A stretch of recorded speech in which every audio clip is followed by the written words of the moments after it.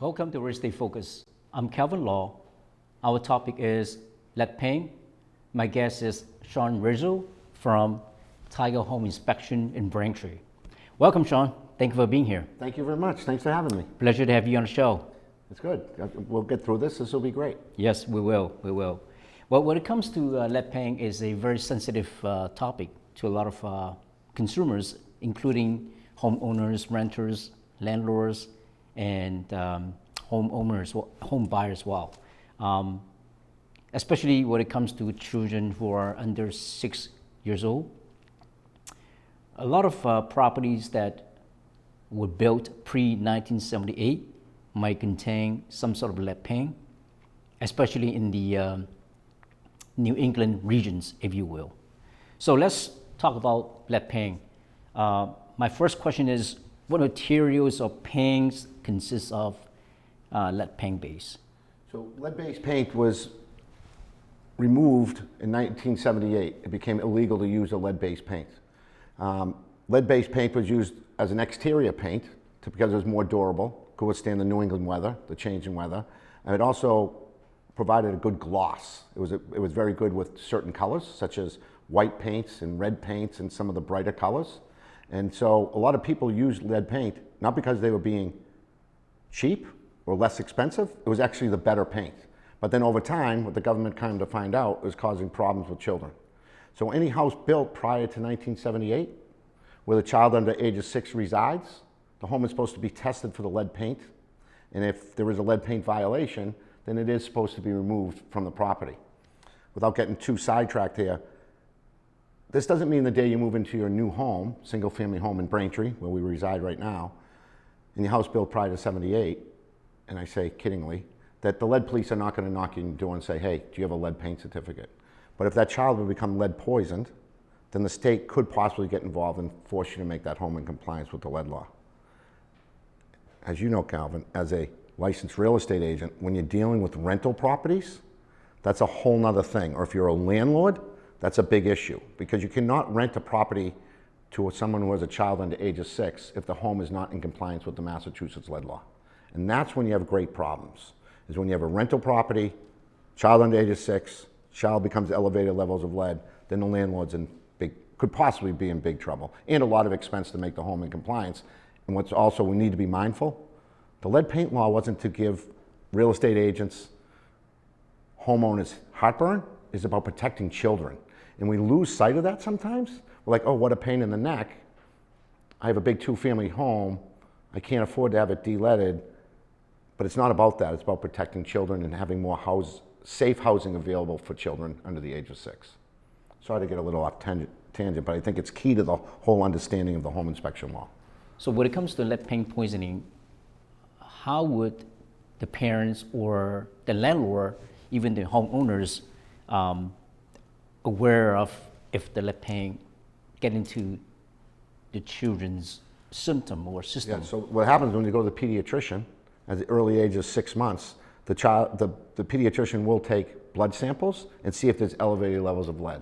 And if those lead levels get elevated, then the state couldn't get involved. But regardless if their lead levels are high or not, the home is still supposed to be made in compliance with the lead law. There's only one way to test for lead paint. You can't say it's built in 1965, it has lead paint. It's built in 1950, it has lead paint. You have to test it, according to Massachusetts, by a licensed lead inspector. Tiger Home Inspection has licensed home lead inspectors, excuse me. So every surface in that home must be tested. And then if there's any loose chipping, peeling, or flaking lead paint in certain areas, it must be made intact. And if you have lead paint on window sills or friction surfaces, what's a friction surface? A window that moves up and down, a tread, which you step on, a railing cap, and window sills, and sashes that move up and down. Those would become lead friction surfaces, and those areas would need to be abated, scraped, replaced, and or covered. That's what's meant by abated.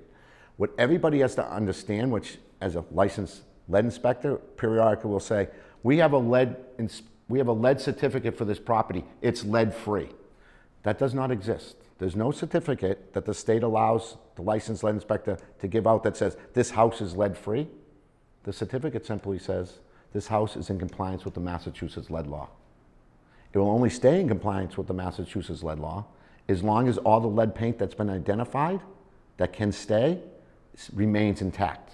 Once it becomes chipping, peeling, or flaking, the home now falls out of compliance with the Massachusetts lead law, and therefore it's the tenant and the landlord's responsibility to keep an eye on those things so the paint doesn't become accessible to small children. I know I'm going in a lot of different directions, but I have so much great information about lead paint to give, and I know you do this every day as a seasoned and a very professional real estate agent. This comes secondhand, so I'm just trying to give the audience as much information about lead as we can. Of course. I'm glad you share some insightful information as well. What are the changes to the lead paint law recently? Oh, very good. So I'll say recently, the biggest change was 2017. That may not be so recent, but in 2017, to make a home in compliance with the lead law became a lot easier, which is a good thing for the landlord. Prior to 2017, you had to de-lead every mouthable surface that protrudes off a wall than greater than ½ inch. So that would have included window casings, door jambs, treads, risers, balusters, all different things. As of 2017, they changed that. The only things that need to be abated to make a home in compliance with the lead law is this. As far as the exterior of the home, the body of the home, if it has lead paint, it's in compliance as long as the paint's not chipping, peeling, and flaking. Window sills on the exterior of the home need to be abated, scraped, or replaced, including cellar window units. Railing caps entering into a home would have to be scraped or replaced. Within a home, window sills that have lead paint would need to be scraped. Sash is the part of the window that moves up and down. Those would need to be replaced. And treads would need to be covered and or scraped, and railing caps. So they made it a lot easier for a home to be made in compliance with the lead law. Therefore, more landlords feel more comfortable about making their home in compliance with lead law. And therefore, what are we doing? We're making more housing available for children under the age of 6 or a family that's in a situation where they need to rent.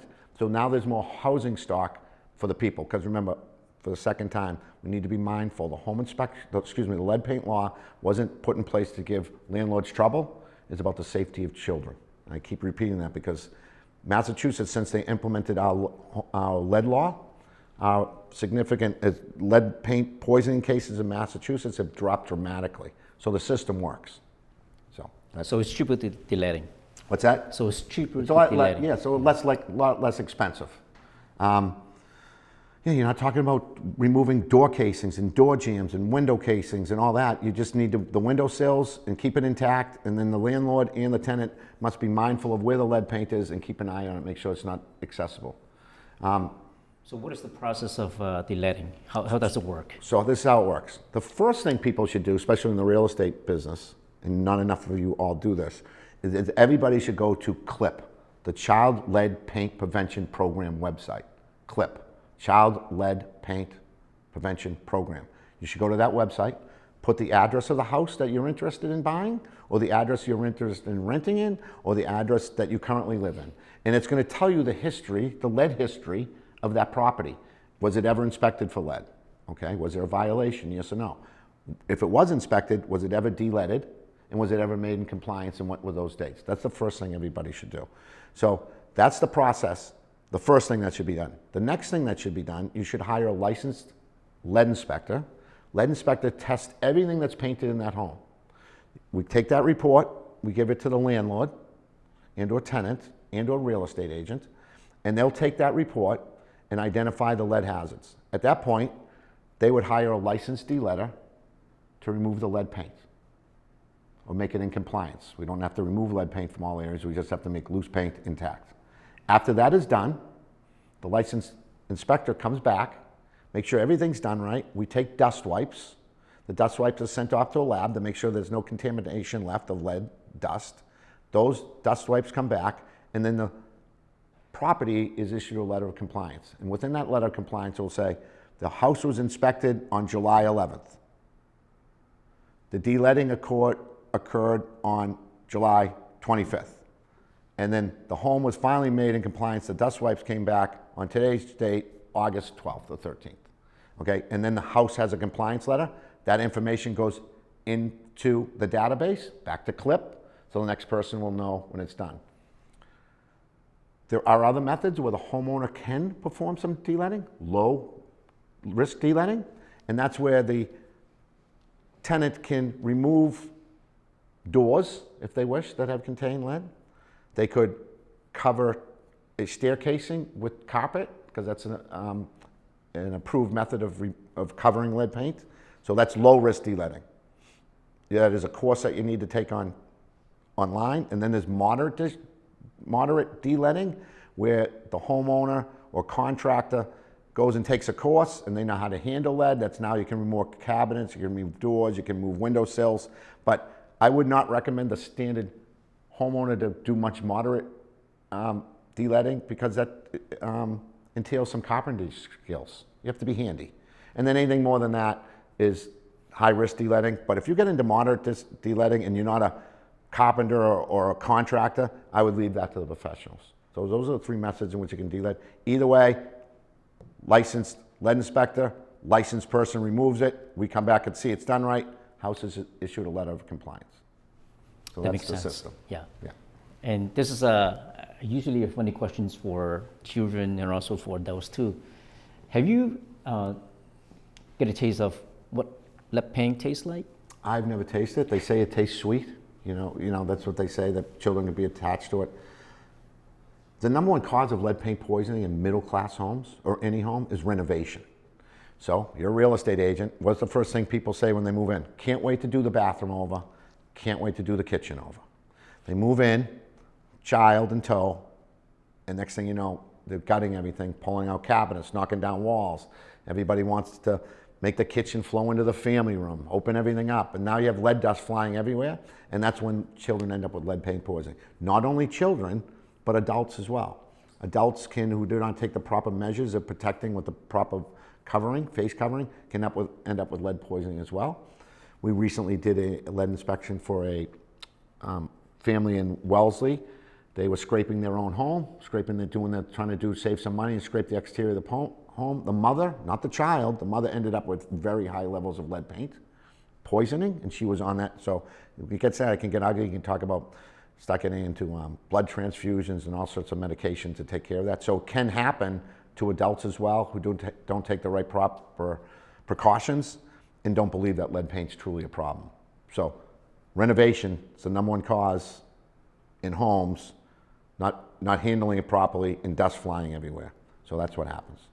And the website you just mentioned is called CLIP. How do you spell it? Child Lead Paint Prevention Program. CLPPP. CLPPP. So simple enough, CLPPP.com.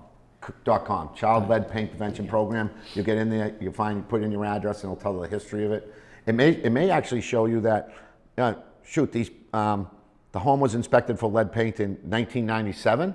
It's now 2025, and no one ever had it de-leaded. And so 1997, that report's a little bit old. 2017, the regulations changed.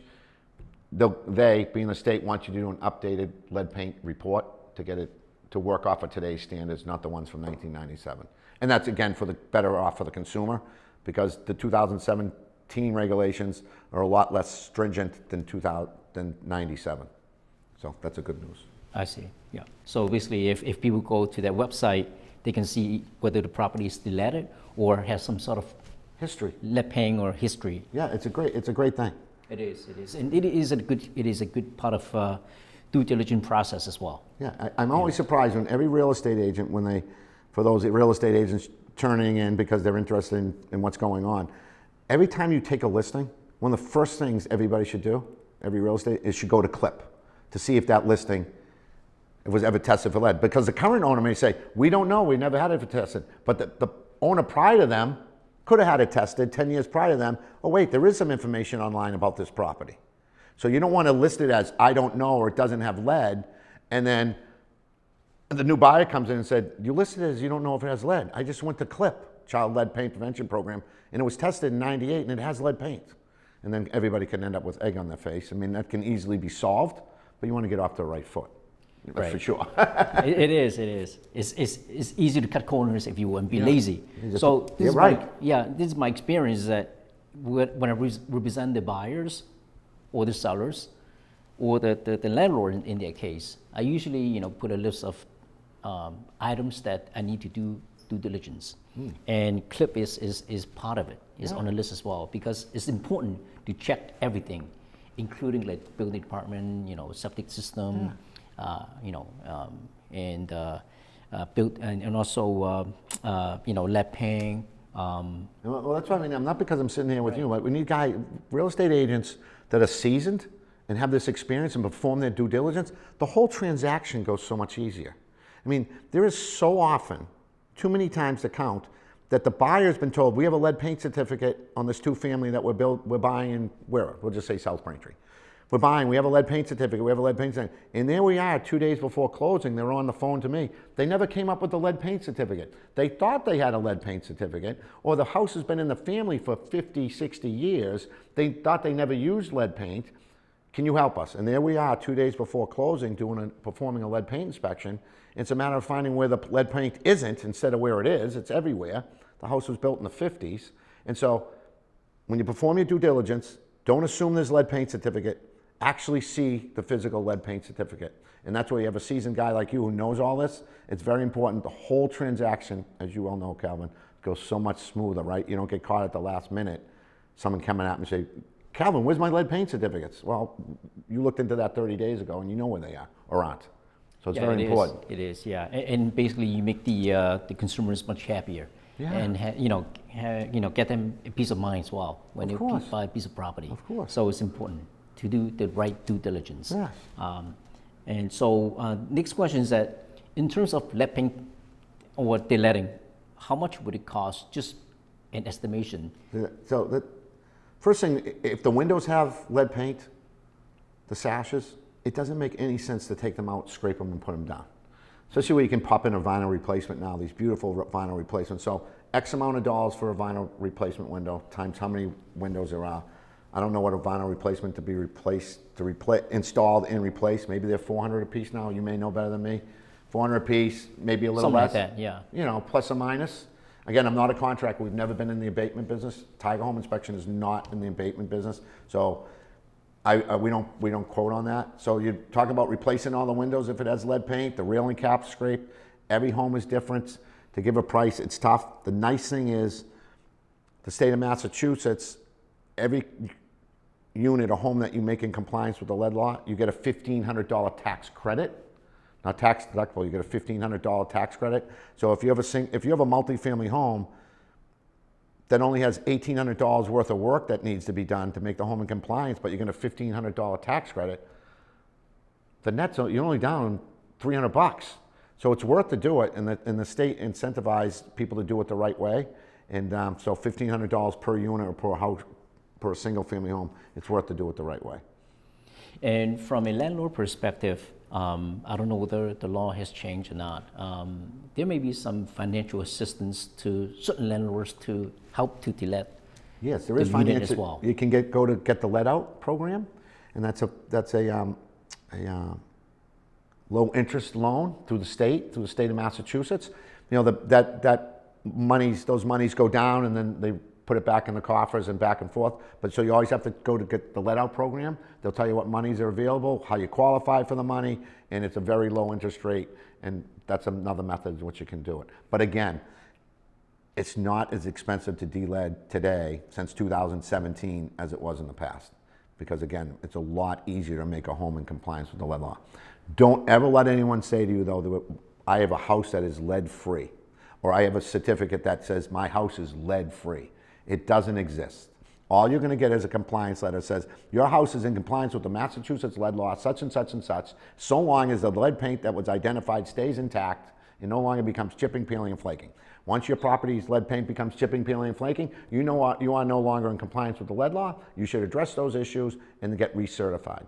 So sometimes people can have a lead paint certificate from 2019, and the house was in compliance in 2019, but it's 7 years later.